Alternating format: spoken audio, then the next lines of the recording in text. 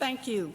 Mr. President, I am glad to join Senator Merkley, Senator Nelson, and Senator Reid on the floor today. I thank Senator Merkley for pulling us together here.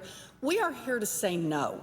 No to the industry lobbyists, no to their friends in Congress who are threatening a government shutdown if we won't roll back rules that protect consumers and protect the safety of our financial system. You know, it's a pretty neat trick. The lobbyists know they probably can't get a rollback of financial regulations passed out in the open where the American people can actually see what's happening and see which senators and which representatives voted to gut the rules that protect working families. So instead, they tack rollbacks onto must-pass legislation, like the upcoming government funding bill, to give their friends in Congress a lot of cover for voting yes. It's cynical. It's cynical and it's corrupt, but it usually works. Just last year, Citigroup lobbyists wrote a provision to blast a hole in Dodd-Frank.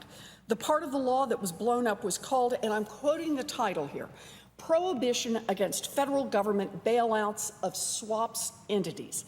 The idea behind the rule was pretty simple. If a big bank wanted to engage in certain kinds of risky deals, like the credit default swaps that had been at the heart of the 2008 crisis, they had to bear all of that risk themselves instead of passing it along to taxpayers. Now, the big banks wanted that rule repealed, and the only way to do it was to put it on a bill that had to pass or the government would shut down. And that is exactly what they did. For a year, Congressman Elijah Cummings and I worked to document the impact of that Citigroup amendment, and we finally got what we needed. The FDIC estimates that the provision written by Citigroup lobbyists last year that allows a few big banks to put taxpayers on the hook for risky swaps has an estimated value of almost $10 trillion.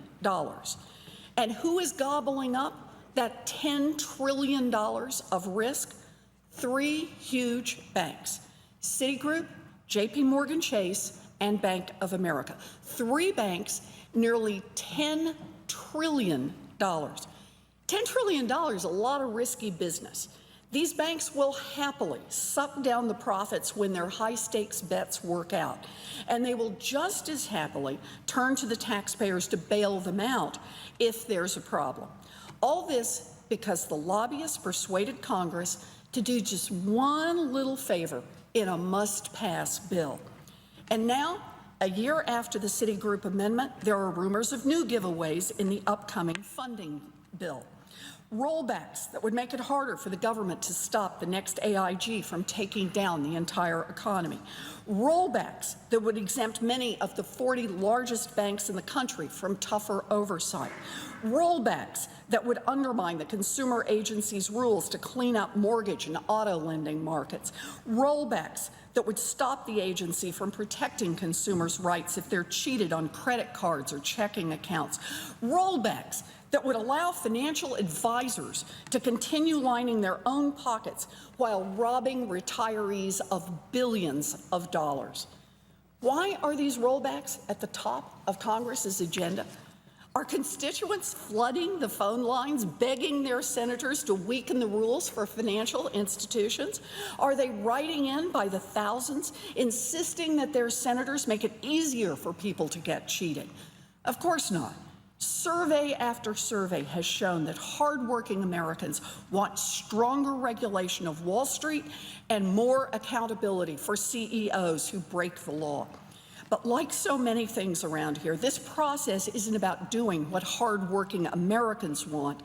It's about pleasing the rich and powerful who are lined up for special favors. I know some of my Democratic colleagues are frustrated by all of the gridlock in Washington.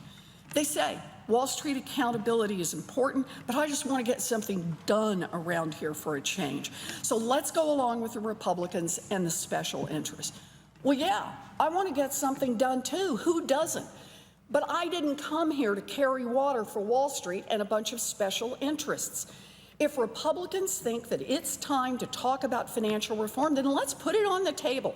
If the industry wants to push rollbacks, then I want to make it easier to send bankers to jail when they launder money or cheat consumers. If the industry wants to chip away at financial oversight, then I want to have a serious conversation on the record about breaking up the biggest banks. And if they're too scared to have that conversation out in the open, then senators shouldn't be handing out special favors behind closed doors. The upcoming debate about government funding bill is going to boil down to one question. Whose side are you on? Are you on the side of working families who got punched in the gut and want stronger rules for Wall Street? Or are you on the side of the giant financial institutions that broke the economy, got bailed out, and are once again trying to call the shots on Capitol Hill? Well, me, I'm with the families, and I'm ready to say no to the bank CEOs, no to the industry lobbyists, and no to all of their buddies here in Congress.